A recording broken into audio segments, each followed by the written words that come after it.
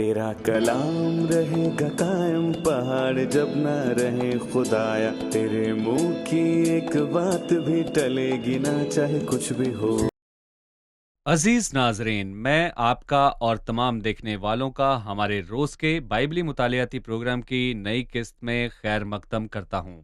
इस प्रोग्राम में हम बाइबल मुकद्दस की तमाम किताबों यानी पैदाइश ता मुकाशवा मुतालिया पेश कर रहे हैं, और मैं उम्मीद करता हूं कि ये प्रोग्राम आपके लिए और आपके घराने के लिए बरकत का बायस होगा।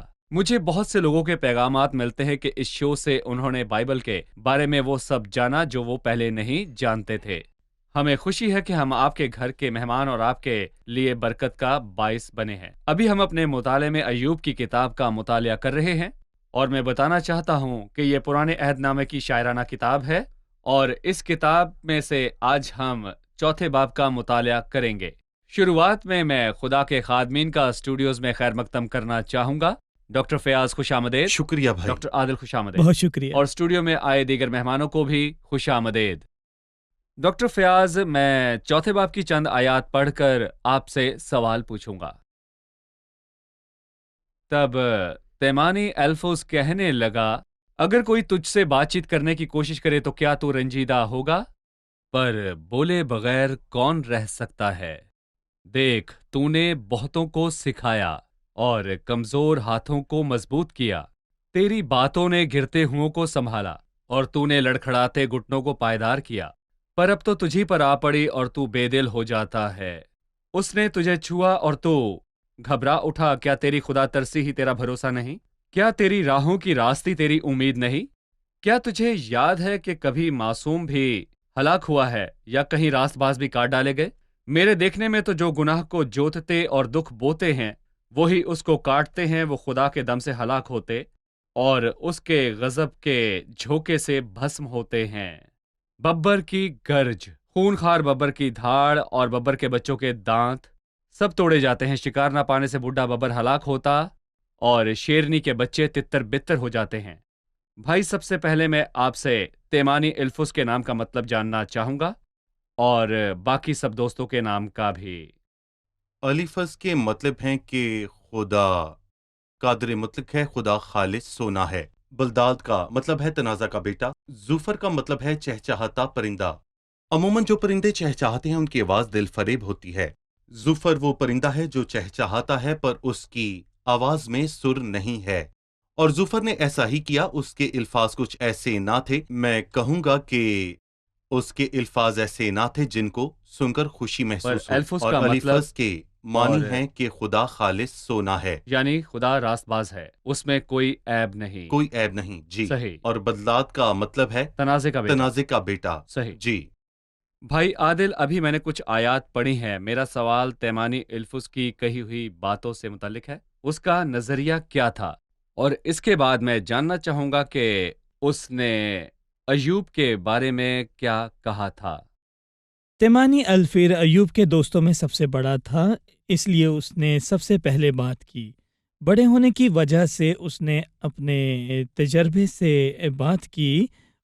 उसने ज़िंदगी के सब सालों में जो तजर्बा हासिल किया, उन तजर्बात को अय्यूब पर इस्तेमाल किया। तेमानी अल्फिर ने अय्यूब के साथ अच्छे से बात की, पर यह सिर्फ दिखावा था। पर उसने चौथे बाब की पहली आयत में कहा, अगर कोई तुझसे बातचीत करने की कोशिश करे तो तू क्या रंजीदा होगा? यानी क्या मैं तुझसे कुछ कह सकता हूँ? उसने अय्यूब का जवाब सुने बगैर ही बात शुरू कर दी। उसने अय्यूब को बताना चाहा कि माजी में अय्यूब दूसरों के लिए बाबरकत था, दुख में पड़े लोगों के लिए हौसले और बरकत का बाइस था।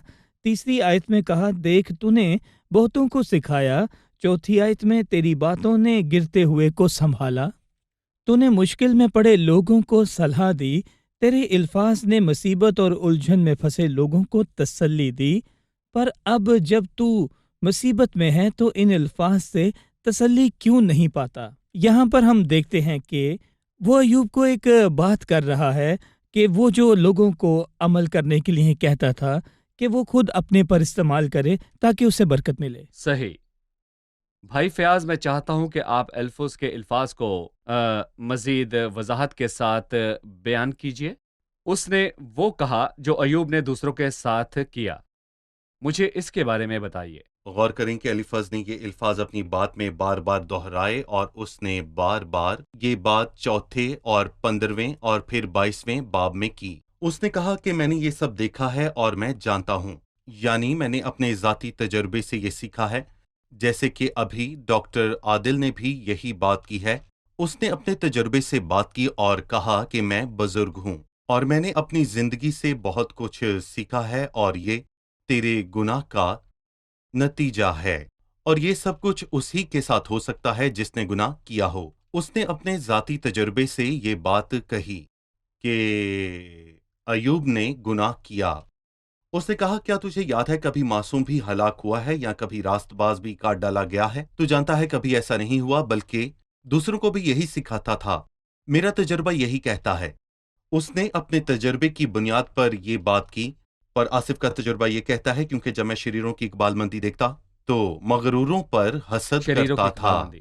37ویں زبور میں داؤد نے کہا، میں نے شریروں کو بڑے اقتدار میں اور ایسے پلتے دیکھا جیسے کوئی پھلنا۔ ہرا درخت اپنی اصل زمین میں پلتا ہے۔ یرمیہ نے 12ویں باب میں کہا، اے خداوند اگر میں تیرے ساتھ محبت کروں تو ہی صادق ٹھہرے گا، اور میں تجھ سے اس امر میں بحث کرنا چاہتا ہوں کہ شریر اپنی روش میں کامیاب کیوں ہوتے ہیں، اور الیفز یہ ثابت کرنا چاہتا ہے کہ خدا گناہ گار ہی کو سزا دیتا ہے۔ پر دوسروں کے تجربات سے پتہ چلتا ہے کہ کبھی کبھی شریروں کی زندگی بھی کامیاب اور روشن ہوتی ہے۔ تو میں کس پر بھروسہ کروں اور کس پر نہ کروں؟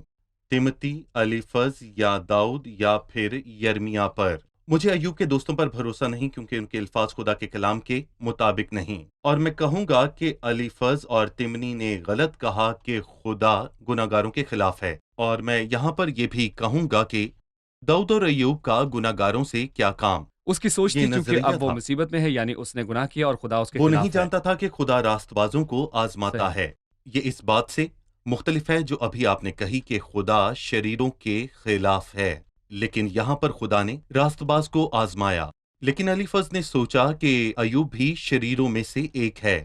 کیا تجھے یاد ہے کہ کبھی کوئی معصوم بھی ہلاک ہوا ہے؟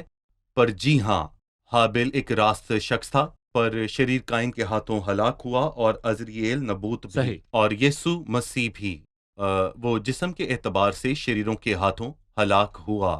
تو میں کہوں گا کہ آپ اپنے تجربے کو اپنے لیے استعمال کر سکتے ہیں، پر سب کے لیے نہیں۔ صحیح، بہت شکریہ۔ ہم ایک وقفے کے بعد مہمانوں کے سوالات کے ساتھ حاضر ہوں گے۔ ناظرین، ایک چھوٹے سے وقفے کے بعد دوبارہ حاضر ہوں گے، ہمارے ساتھ رہیں۔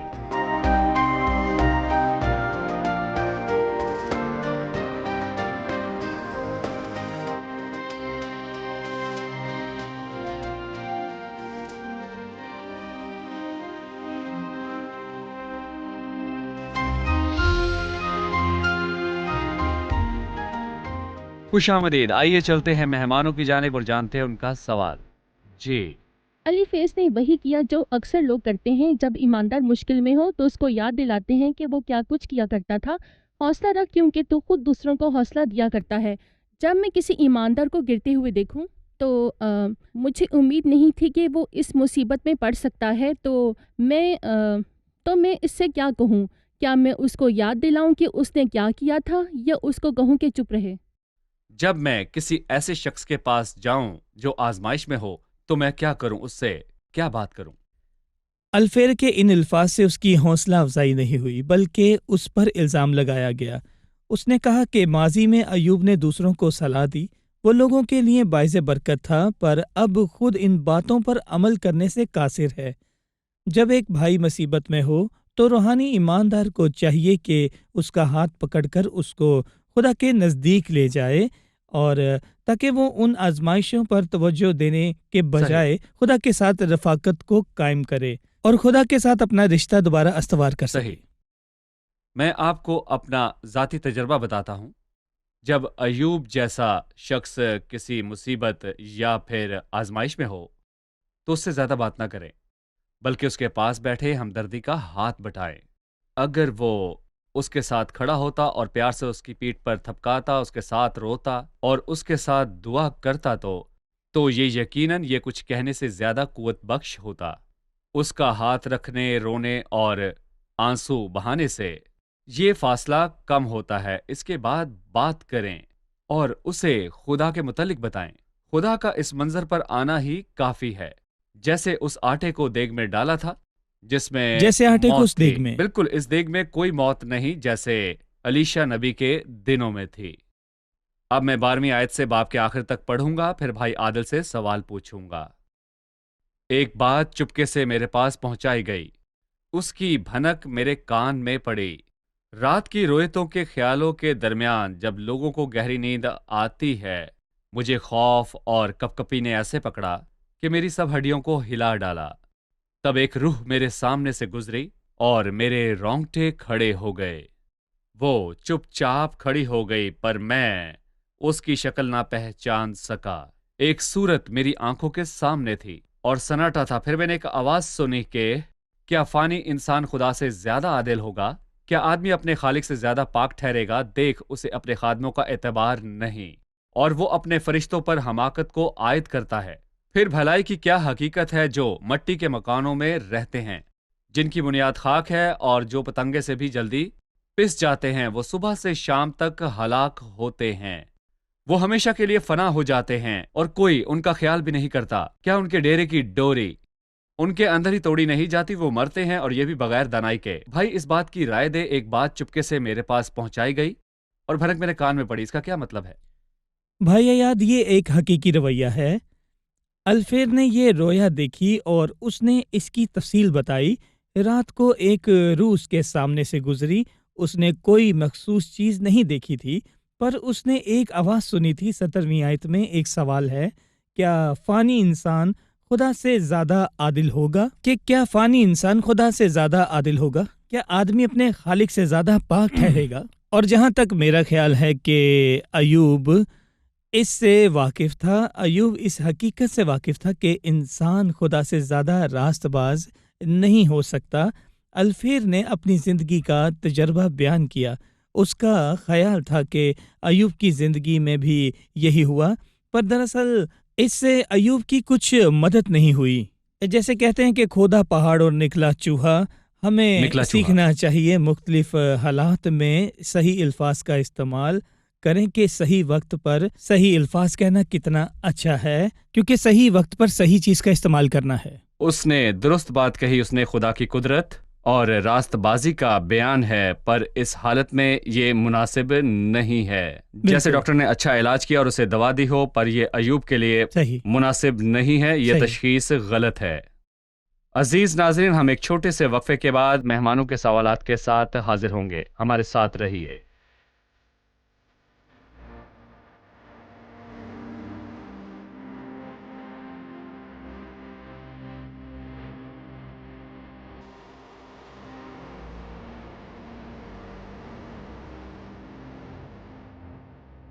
خوش آمدید۔ چلیے چلتے ہیں مہمانوں کی جانب اور جانتے ہیں ان کا سوال۔ لکھا ہے، تیری باتوں نے گرتے ہوئے کو سنبھالا اور تو نے لڑکھڑاتے گھٹنوں کو پائیدار کیا، پر اب تو تجھی پر آ پڑی اور تو بے دل ہوا جاتا ہے۔ یہاں الیفز کو لگتا ہے کہ ایوب نے اپنی کہی باتوں پر عمل نہیں کیا، یعنی اگر کوئی روحانی اصولوں اور بلند روحانی اقدار تک نہیں پہنچ سکتا تو اپنے دوستوں کو بھی ایسا کرنے کا نہ کہے۔ کیا انسان وہی بات کہے جو وہ یعنی صرف وہ بولے جو وہ ہے؟ کہتا اور خود کرتا ہے۔ جی بھائی، کیا کہیں گے؟ ایوب کے دوستوں نے اس سے کہا کہ تو طبیب ہے، اپنا علاج کر، جیسے اس نے دوسروں کی مدد کی، پر ان کے الفاظ سے یہ بہت واضح ہے کہ ایوب خود ان باتوں پر عمل نہیں کرتا، اور اسی لیے آپ کو چاہیے کہ جو آپ کہتے ہیں اس پر خود عمل کریں، اپنے الفاظ پر عمل کریں، ورنہ ان کا کوئی فائدہ نہیں جو آپ دوسروں کو سکھاتے ہیں۔ صحیح، انسان کو چاہیے کہ جو کہتا ہے وہی کرے اور جو کرتا ہے وہی کہے، اور میرا خیال ہے نرمین نے بھی اسی خیال کا اظہار کیا۔ وہ بات زیادہ معنی خیز ہوتی ہے جو زندگی کے تجربے سے کی جائے۔ اگر آپ بھی کبھی اس حال سے گزریں تو وہی کریں جو دوسروں کو کہتے ہیں، اس کے برعکس ایسا نہ کریں جو لوگوں کے لیے ٹھوکر کا باعث ہو۔ حقیقت میں یہ باتیں ایوب پر صادر نہیں ہوتی کیونکہ ایوب کا تجربہ مختلف ہے، غیر معمولی ہے۔ یہ الگ ہے۔ ہم نے ان الفاظوں کی بات کی جو الیفوز نے کہے۔ جی، جب میں ایسی تعلیم دوں جس کا مجھے تجربہ نہ ہو تو میں محض الفاظ ہوں گا، وہ دل جی، کو نہیں چھوتے ہیں، پر جب اس کا تجربہ ہو تو وہ الفاظ دل کو چھوتے ابھی میں ہیں۔ چوتھے باب کو بیچ میں چھوڑ کر 5ویں باب کو شروع نہیں کر سکتا۔ میں ایلیفوس کے بارے میں بات کرنا چاہتا ہوں. میں نے اس سے یہ عکس کیا کہ اس وقت ایوب کی حالت ایسی نہیں تھی، پر لکھا ہے ماضی میں اس نے گرتے ہوں کو سنبھالا. دیکھ تو نے بہتوں کو سکھایا اور کمزور ہاتھوں کو مضبوط کیا. تیری باتوں نے گرتے ہوں کو سنبھالا اور تو نے لڑکھڑاتے گھٹنوں کو پائیدار کیا. ایلفز نے کہا کہ ایوب یہ سب کرنے میں ناکام ہے. ہم اپنے بھائیوں اور بہنوں کے لیے کیا کردار ادا کر سکتے ہیں؟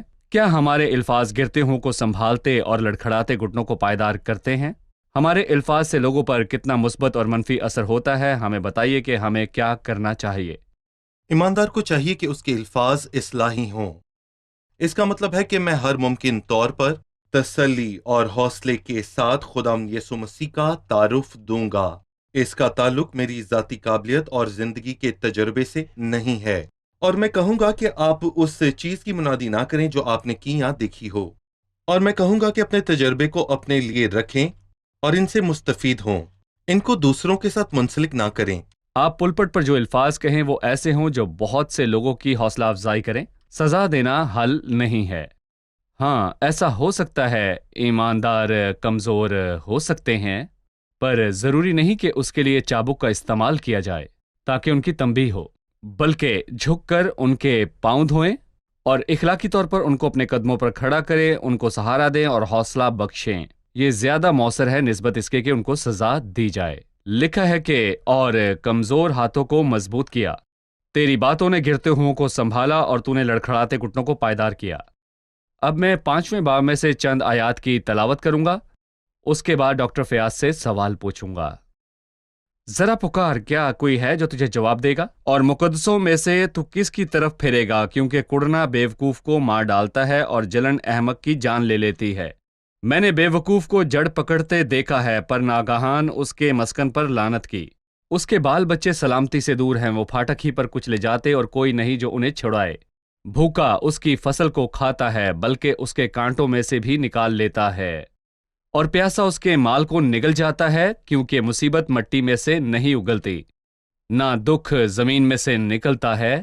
پر جیسے چنگاریاں اوپر ہی کو اڑتی ہیں، ویسے ہی انسان دکھ کے لیے پیدا ہوا ہے. ڈاکٹر فیاض، میں چاہتا ہوں کہ آپ ہمیں ان آیات کے بارے میں بتائیے. یہ بہت ہی سخت الفاظ ہیں، اور میں کہوں گا کہ اس کے دوستوں نے ایک ایسے شخص کے زخموں پر نمک چھڑکا جو پہلے ہی دکھی تھا، اور اس نے بے وقوفی سے اس کا بیان کیا کہ اس نے گناہ بویا اور اب اس سے بڑی مصیبت کاٹ رہا ہے. اس نے اپنی بات سے اشارہ کیا کہ ایوب نے گناہ بویا، اور اس نے یہ کہا کہ وہ خدا کے دم سے ہلاک ہوتے ہیں اور اس کے غضب کے جھونکے سے بھسم ہو جاتے ہیں. اور میرے خیال سے اس کا اشارہ اس کے بچوں کی طرف تھا جو کہ ایک گھر میں تھے. آندھی چلی، گھر گر گیا، وہ مر گئے. اور اس نے برے لوگوں اور بے وقوفوں کے انجام کی بات کی. مگر یہ بات اس شخص پر لاگو نہیں ہوتی، اور خدا راست بازوں کو آزماتا ہے. یہ بات ایک بے وقوف یا برے آدمی کی نہیں ہے، وہ ایک راست باز اور دیندار شخص تھا، اور یہ باتیں ایوب کے لیے نہیں تھیں. لکھا ہے میں نے بے وقوفی کو جڑ پکڑتے دیکھا ہے، یعنی اس نے اس کو بے وقوف بری زبان کہا. استعمال کی. میں نے بے وقوف کو جڑ پکڑتے دیکھا اور ناگہان اس کے مسکن پر لعنت کی. تیرے پاس سب تھا پر ختم ہو گیا. تیرے بال بچے سلامتی سے دور ہیں. اس نے دوبارہ اس کی اولاد کا ذکر کیا جو ہلاک ہو گئے، وہ پھاٹک پر ہی کچلے جاتے ہیں. اور یہ ان کے لیے اس بات کا ایک واضح ثبوت تھا. ایوب نے غلطی کی اور اس لیے خدا اس کے خلاف ہوا، اور ہر طرح سے یہ ثابت کرنے کی کوشش کی کہ اس نے یہ سب کچھ اپنے ذاتی تجربے سے کیا، کہ جو کچھ ایوب کے ساتھ ہوا وہ صرف ایک گناہگار اور احمق انسان کے ساتھ ہو سکتا ہے. پر ایوب بے گناہ تھا، اور اس نے ایوب سے کہا کہ اپنے گناہ سے توبہ کر. آگ کے بغیر دھواں نہیں اٹھتا، اور جو تیرے ساتھ ہو رہا ہے اپنے گناہ سے توبہ کر. پر یہ الفاظ میں کہوں گا کہ کسی ایسے شخص کے لیے ہرگز نہیں ہو سکتے جو خدا سے سچ میں ڈرتا ہو اور بدی سے دور رہتا ہو. یہاں خدا نے اس کو گناہ گار سمجھ کر سزا نہیں دی، یہ معاملہ الگ ہے. خدا راست باز کو آزماتا ہے. اگر خدا نے راست باز اور دیندار کو آزمایا تو یہ کوئی بری بات نہیں. صحیح. ڈاکٹر عادل 7ویں آیت ہے، پر جیسے چنگاریاں اوپر ہی کو اڑتی ہیں ویسے ہی انسان دکھ کے لیے پیدا ہوا ہے. یہاں ایلیفز نے ایک اصول بیان کیا. مجھے 7ویں آیت پر اپنی رائے دے، کیا یہ اصول سب کے لیے ہے؟ الفیر کے الفاظ 100% درست ہیں. جیسے چنگاریاں اوپر ہی اڑاتی ہیں ویسے انسان دکھ کے لیے پیدا ہوا ہے. دنیا میں رہنے والے لوگ الگ دکھتے ہیں، مختلف زبانیں بولتے ہیں، وہ مختلف رنگ و نسل کے ہیں، ان کو سب مشکلات، دکھ، درد اور آنسوؤں کا سامنا کرنا پڑتا ہے۔ ہر انسان کو، کیونکہ انسان دکھ کے لیے پیدا ہوا ہے، جیسے چنگاریاں اوپر کڑھاتی ہیں، پر سوال یہ ہے کہ دکھ کیوں ہے اور لیکن اس کیوں؟ میں مصیبت کی وجہ کیا ہے؟ میرا خیال ہے کہ اس کی مرکزی وجہ گناہ ہے۔ جس دن گناہ دنیا میں آیا، ہم نے پیدائش اس کے 3 باب میں پڑھا کہ خدا نے کہا کہ وہ یہ دنیا میں گناہ کے داخل ہونے کا نتیجہ ہے۔ زمین تیرے سبب سے لانتی ہوئی، وہ تیرے لیے کانٹے اور اونٹ کٹاریں اگائے گی، اور تو کھیت کی سبزیاں کھائے گا، تو اپنے منہ سے پسینے کی روٹی کھائے گا۔ تو انسان کے دکھ کی اصل وجہ گناہ ہے، اور اس کا حل یہ ہے کہ انسان خدا کے ساتھ حقیقی رشتہ قائم کرے، کیونکہ جن کا یسوع کے ساتھ حقیقی رشتہ نہ ہو وہ دکھ میں رہیں گے۔ شریر پر بہت سی مصیبتیں آئیں گی، ایک کے بعد دوسری، پھر سب سے مشکل جو آگ اور گندھک کی جھیل ہے۔ پر جو ایماندار مسیح کو اپنا نجات دہندہ قبول کرے، کیا اس کی زندگی میں کوئی دکھ ہوگا؟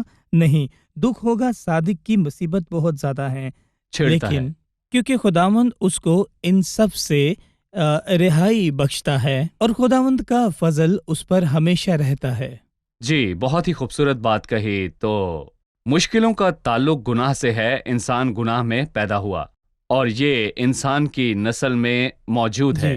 دیکھ، میں نے بدی میں صورت پکڑی اور میں گناہ کی حالت میں جی، پیٹ میں پڑا، پر جب کوئی شخص مسیح کو قبول کر لے تو وہ دکھ سے نکل کر ابدی خوشی پا لیتا ہے خدا یسوع مسیح کے سایہ میں۔ دیکھیں، میں کہوں گا انسانوں پر یہ بات لاگو ہوتی ہے، اور میں اپنے سامعین کو یہ یاد دلا دوں کہ انہوں نے بعد میں یہ کہا کہ انسان جو عورت سے پیدا ہوتا ہے تھوڑے دنوں کا ہے اور دکھ سے بھرا ہے۔ انہوں نے ایمانداروں کی بات نہیں کی، بلکہ وہ انسان جو عورت سے پیدا ہوتا ہے۔ اور حقیقی ایماندار عورت سے پیدا نہیں ہوتا، ہم عورت سے پیدا نہیں ہوئے، ہم مسیح کو نجات دہندہ قبول کر کے خدا سے پیدا ہوئے ہیں، اور روح اور پانی سے، اور وہ خدا کا بیٹا ہے، کیونکہ روح القدس اس میں بستا ہے۔ ہم خدا کے بیٹے ہیں، اور وہ جو انسان سے پیدا ہوا وہ تھوڑے دنوں کا نہیں بلکہ ہمیشہ کی زندگی کا وارث ہے، اور وہ دکھ سے بھرا ہوا نہیں ہے، کیونکہ اس نے وعدہ کیا ہے کہ ہم تمام برکتیں پائیں گے، اور ہم بہت خوشی کریں گے جب خداوند آئے گا اور ہم سے بدن لے گا اور ہمیں جلالی بدن دے گا۔ تو دراصل یہ بات کہ انسان دکھ کے لیے پیدا ہوا ہے، یہ بات ایوب کے لیے نہیں ہے، کیونکہ وہ دیندار شخص تھا، اور یہ بات روح القدس اور مسیح کی گواہی سے واضح ہے، اور میں بھی یہ کہوں گا کہ یہ ایوب کے لیے نہیں ہے۔ صحیح، بہت ہی خوب بیان کیا۔ کیا آپ کے پاس کوئی سوال ہے؟ جب میں اکیلے بائبل کا مطالعہ کروں تو مجھے کیسے معلوم ہوگا کہ کن اصولوں کو قبول کروں اور کن چیزوں کو اصول کے طور پر قبول نہ کروں؟ جیسے اس بات سے ہمیں معلوم ہوا کہ جو اس شخص نے کہا درست نہیں ہے، اس میں ایسی باتیں بھی ہیں جو درست ہیں۔ بہت ہی اہم سوال پوچھا ہے، اور اچھا ہے کہ ہم قسط کے آخر میں اس پر بات کر رہے ہیں۔ ایوب کے دوستوں کے بارے میں لوگوں کی مختلف رائے ہے، لہٰذا ہم ان میں سے کس کو مانیں؟ ہم ان اصولوں کے ساتھ رہتے ہیں جیسے وائس کی کتاب میں زندگی کے معنی اور وجود کے فلسفے کی باتیں ہیں۔ وہ انسان کی رائے ہے یا پھر بائبل کی بات ہے؟ کیا وہ ہمارے لیے ہیں؟ بھائی ہمیں بتائیے، کیونکہ ایوب کی کتاب میں بھی ہمیں مختلف باتیں اور نظریے ملتے ہیں، لہٰذا ہم کن اصولوں کو مانیں اور کنہیں نظر انداز کریں؟ یا پھر انسانی خیالات ہی ہیں جو بائبل میں قلم بند ہوئے ہیں؟ مجھے یہ پتا ہونا چاہیے کہ یہ بات کس نے کہی اور کس کے لیے کہی، اور میں کہوں گا کہ اس کے تمام چاروں دوستوں کی یہ کہی ہوئی تمام باتیں ہمارے لیے کسی قسم کے معنی نہیں رکھتیں۔ یہ ان کی رائے ہے، اور مجھے یاد ہے کہ میں نے بہت بار ایک غلط آیت کا حوالہ دیا، اور میں کہتا ہوں کہ چوری کا پانی میٹھا ہے اور پوشیدگی کی روٹی لذیذ، اور بائبل کہتی ہے کہ گناہ لذیذ ہے۔ یہ واقعتاً لذیذ ہے، لیکن آخر میں سانپ کی طرح ڈستی ہے۔ اور میں یہ بھی کہوں گا کہ چوری کا پانی میٹھا ہے، تو بائبل میں یوں لکھا ہے کہ، پر یہاں جب میں نے پڑھا کہ یہ کس نے کہا تو وہ تو ایک ایسی عورت تھی جسے کوئی علم نہیں تھا، ایک گناہگار عورت جو بے وقوف انسان کو بلاتی ہے، کیونکہ چوری کا پانی میٹھا اور پوشیدگی کی روٹی لذیذ ہے۔ اور میں ان الفاظ کا استعمال کر کے اس یہ کی نہیں کہوں گا یہ ذاتی بائبل رائے۔ کے الفاظ ہیں، کیونکہ یہ ان کی گناہ کے بارے میں رائے ہے۔ یہ بائبل کی رائے نہیں، بس بائبل میں جو ایسی باتوں اس کو نے قلم کہی۔ بند کیا گیا ہے۔ ان دونوں چیزوں میں فرق ہے، پہلے لوگوں کے خیالات میں، اور دوسرا خدا کا مکاشفہ ہے جس سے روح القدس نے خود قلم بند کروایا۔ اور الیفز کی کہی باتیں الہامی باتیں نہیں، یہ الفاظ روح القدس نے قلم بند کیے اور الفاظ کی باتیں بائبل میں لہٰذا لکھی۔ ہمیں یہ جان لینا چاہیے کہ بائبلی الہام میں وہ باتیں موجود ہیں جو براہ راست خدا سے آئی ہوں، خدا کے خیال اور اس کا مکاشفہ اور انسان کی رائے۔ یہ سب بائبل مقدس میں قلم بند ہے تاکہ ہم ان مسائل میں انسان کی رائے کے بارے میں جان جی۔ سکیں۔ بائبل میں یہ سب مکاشفات قلم اور بند مجھے ہیں۔ چاہیے کہ میں الفاظ کی رائے کو تعلیم کے صحیح۔ طور پر نہ لوں۔ جی کہیے۔ جی بالکل، اس لیے ہمیں چاہیے کہ ہم بائبل کا مطالعہ ایک یونٹ کے طور پر کریں، یعنی کچھ حصوں پر مت جائیں۔